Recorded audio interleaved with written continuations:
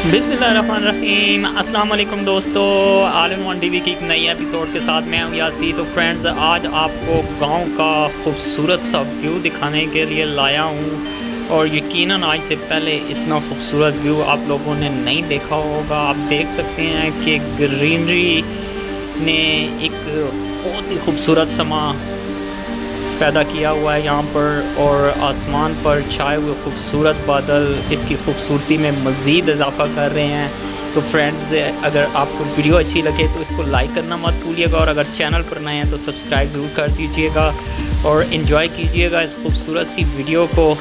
और बहुत अच्छी फीलिंग्स हो रही हैं जी इस खूबसूरती को देखकर। तो बहुत ज़बरदस्त किस्म का ये व्यू था, सोचा आप लोगों के साथ भी शेयर कर दूँ और एंजॉय कीजिए जी इस वीडियो को।